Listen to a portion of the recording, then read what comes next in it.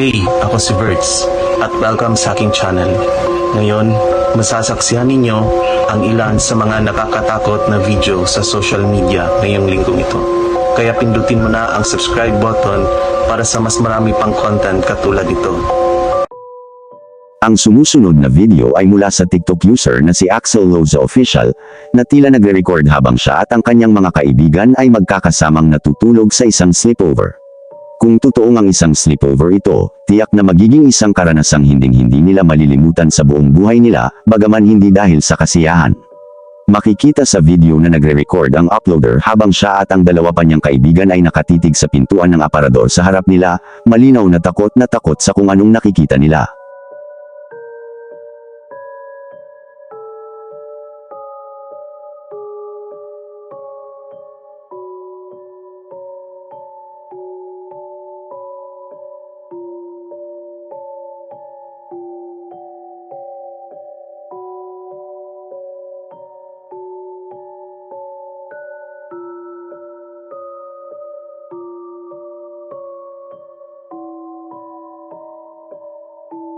Nang lumapit ng kaunti ang kamera, doon natin naunawaan kung bakit may makikitang isang nakakatakot na mukha na tila nakasilip mula sa loob ng aparador. Ngunit nakapagtataka, agad itong naglaho ng buksan ng pinto. Hanggang sa ngayon, wala pa ring nakaalam kung ano talaga ang nangyari sa video na ito, ngunit tiyak na isa itong uri ng video na mapapanood mo muna bago ka matulog ngayong gabi. Sana na lamang ay hindi na muling bumisita ang nakakatakot na multong ito sa kanila matapos ang pangyayaring iyon. Sa sikat na Ghost Supper, isang user na kilala bilang Chosnon 2803 ang nagpost ng isang video na kinuna ng kanyang kapatid na babae habang siya ay nasa ospital. Isang bagay ang mapunta sa ospital dahil ikaw ay may sakit o nasugatan, ngunit ibang usapan na kapag nasa ospital ka na nga at nakatagpo ka pa ng isang bagay na posibleng galing sa ibang dimensyon. Ang video ay kinunan noong 2020. Makikita sa video ang kapatid ng uploader habang kinukunan niya ang pasilyo ng ospital, at hindi nagtagal ay nagsimula ng maging nakakatakot ang mga pangyayari.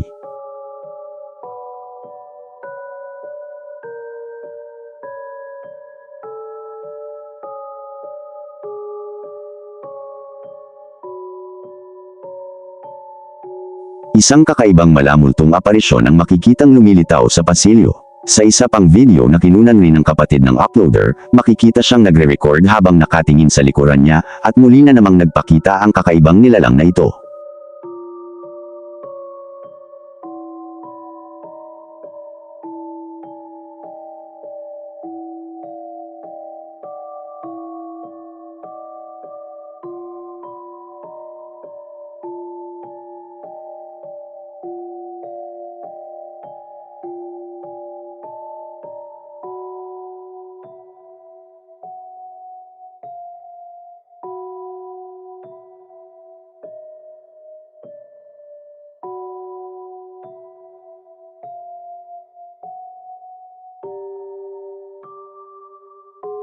Mukhang sinubukan niyang siyasatin ang lugar, ngunit wala siyang nakitang kahit ano, na marahil ay para na rin sa ikabubuti niya. Hindi natin alam kung ano ang maaaring nangyari sa kanya kung siya ay tuluyang nakalapit sa espiritong iyon. Sana'y hindi na gumagala pa ang malamultong aparisyong ito sa mga pasilyo ng ospital. Nag-post si JM Gadinas ng isang video sa Reddit na nagpapakita sa kanya at sa kanyang pinsan sa dining room, na kinunan ng isang security camera na nakapwesto sa pangunahing bahagi ng bahay. Sa unang ilang segundo ng video, mukhang maayos naman ang lahat.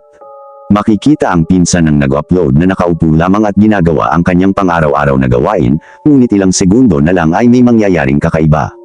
Panoorin at tingnan kung mapapansin mo ito.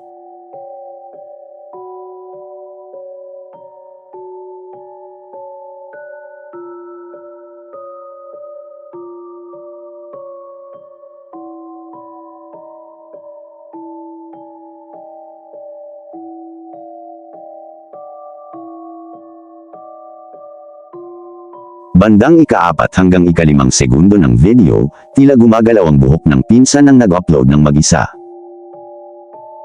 Para bang may isang hindi nakikitang nilalang sa likuran niya na biglang humila sa kanyang buhok.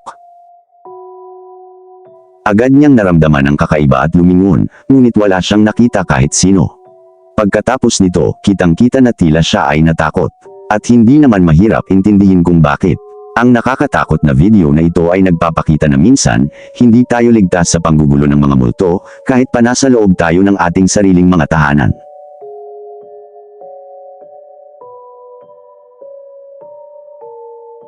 Ang susunod na bidyong titingnan natin ay isa na talagang nakakalungkot, ngunit kasabay nito ay lubhang nakakatakot. Ito ay naipost sa Reddit, partikular sa Go subreddit, ng isang user na kilala bilang Redditbans FreeSpeak. Sa video, makikita natin ang uploader na nakaupo sa loob ng isang trauma ambulance matapos siyang mabaril sa mata ng isang BB gun. Sa kabila ng nangyari, nagawa pa rin ng lalaki na magpakatatag habang papunta sila sa ospital. Ngunit sa kasamaang palad, hindi pala siya ganap na nag-iisa sa likod ng sasakyan.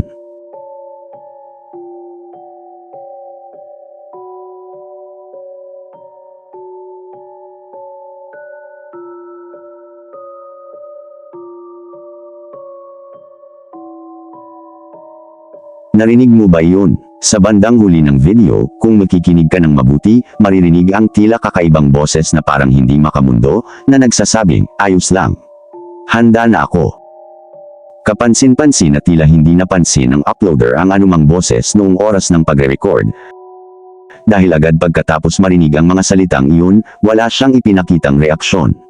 Hindi ko man lang maisip kung gaano ito nakakatakot para sa kanya nang mapanood niya muli ang video at marinig ang nakakatindig balahibong boses na nagsabi ng mga salitang iyon.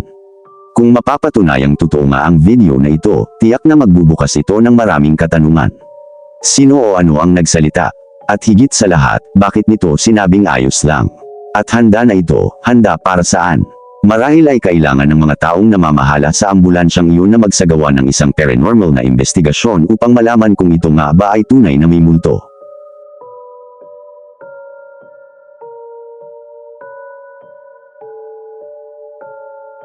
Ang susunod na video ay isa sa mga pinakakakilakilabot na panunuunin mo buong araw. Inilathala sa YouTube noong Pebrero ng 2011, ipinapakita nito ang isang batang babae na nakaupo sa loob ng bahay, nakikipag-usap sa mga kaibigan at pamilya. Lahat ay mukhang masaya, nagbabahagi ng kwento at maraming tawanan. Ngunit, hindi nagtagal ang tawanan nang may mangyaring labis na nakakatakot na bagay nang biglaang lumitaw.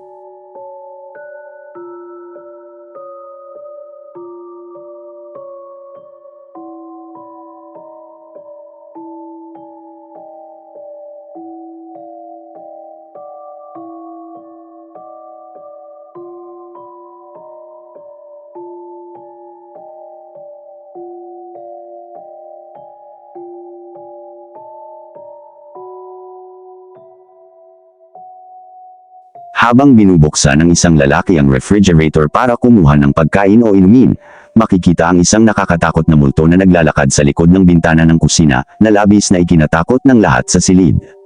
Nang mangyari ito, agad na tumayo ang nagvideoke at nagsimulang imbestigahan sa pag-asang malaman kung ano nga ba ang nakita niya.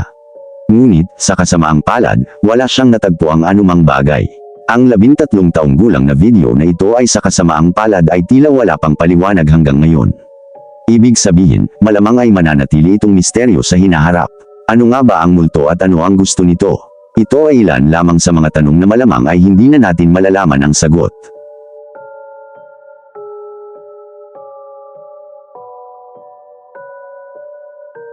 Si Hannah Viveray ay may sikat na account sa TikTok kung saan madalas siyang nagpo-post ng mga video ng sarili niyang sumasayaw o gumagawa ng iba't ibang ehersisyo para panuurin at mag-enjoy ang kanyang kalahating milyong taga-subaybay.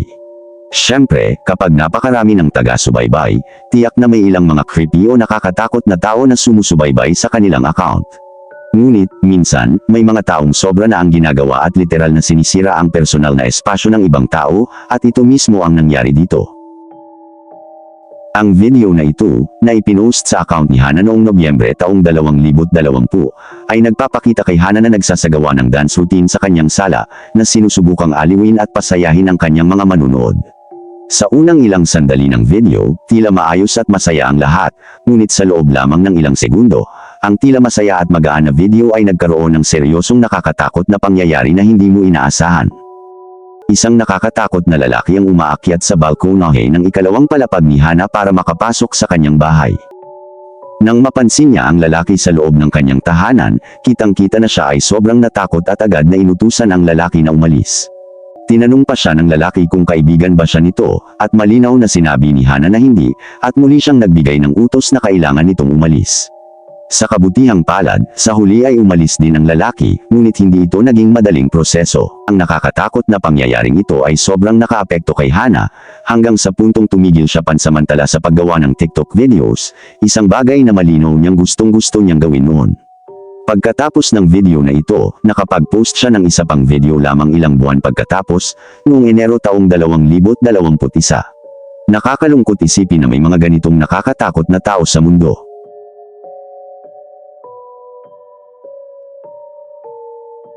Ang salaming pinto ng gusali ng kanyang apartment malapit sa dalampasigan ang makikita rito, at sa mismong bahaging ito ay may isang lubhang nakakatakot na bagay na maaaring mapansin.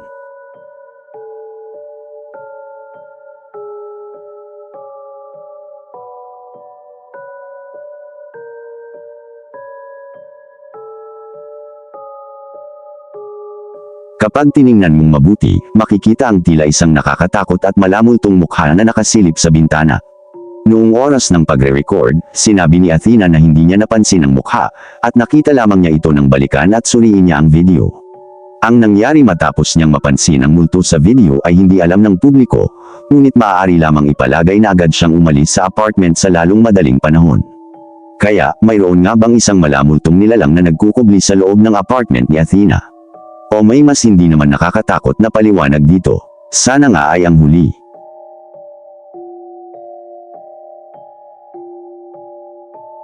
Isang lalaking nagngangalang CJ, na kilala rin sa kanyang TikTok username na Clax Attacks, ang nagpost ng isang video sa kanyang TikTok account noong Hunyo taong 2021 na nagpapakita sa kanya habang naglalakad sa labas at nakagawa ng isang nakakatakot na pagtuklas. Sa sandaling lumabas siya ng bahay, normal lang ang makikita, ang driveway ni CJ na may nakaparadang kotse. Maririnig siyang nagtatanong sa kanyang aso ng, "Dog, ano yan?" Matapos mapansin na nakatitig ito sa isang bagay sa malayo na hindi niya makita. Lumabas na ang tinitingnan ng aso ay hindi pala ganoon kalayo. Tingnan ninyo sa likod ng kotse. Hindi ko alam kung makikita ninyo ito.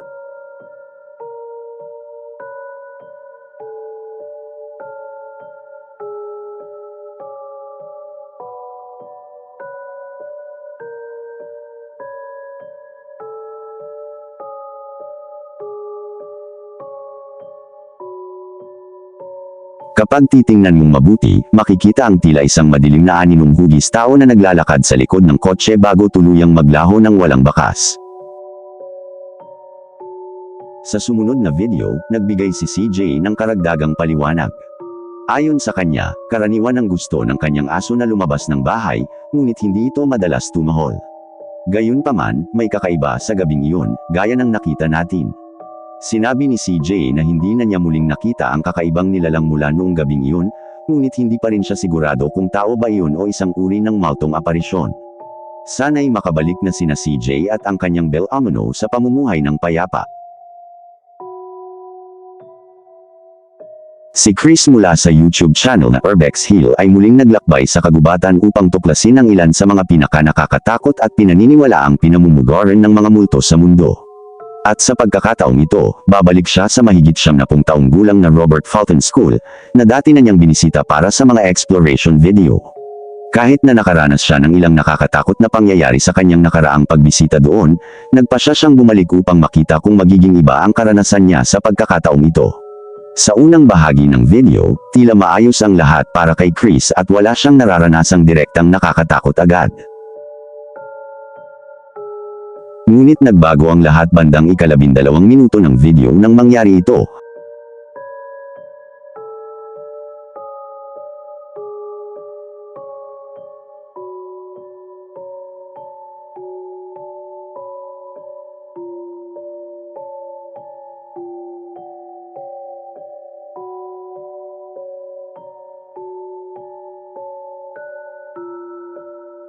Ngunit kung ang nakakakilabot na katok-katok na tunog ay hindi pa sapat, inilapag ni Chris ang kanyang kamera sa isang mesa na malapit sa kanya.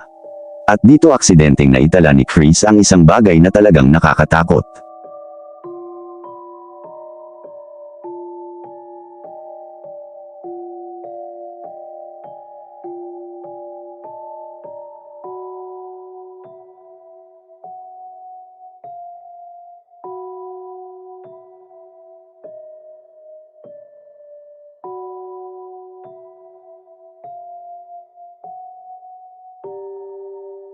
Nakita mo ba ito? May isang lalaki na lumalakad sa dulo ng pasilyo. Ano kaya ang ginagawa ng lalaking ito sa loob ng gusali? Nagtangkang siya bang magsiyasat din o may mas masamang intensyon siya? Hindi natin malalaman. Mga 30 segundo pagkatapos noon, mas marami pang nakakatakot na pangyayari ang naranasan ni Chris.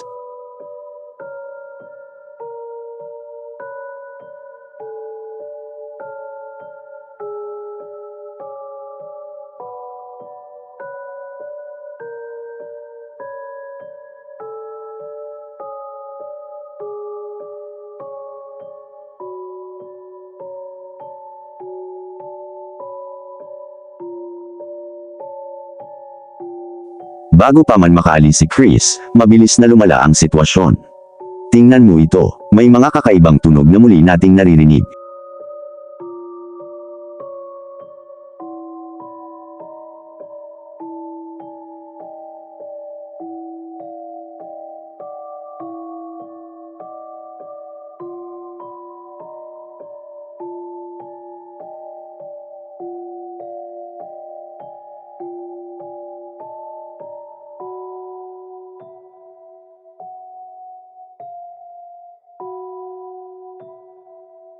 Isang lalaki na may baril ang nakikita sa kamera at may mga putok ng baril. Masasabing pagkatapos ng mga karanasang ito sa paaralan, malamang na ito na ang huling pagkakataon na i-explore ni Chris ang Robert Fulton School. Maaari mo ba siyang kasuhan?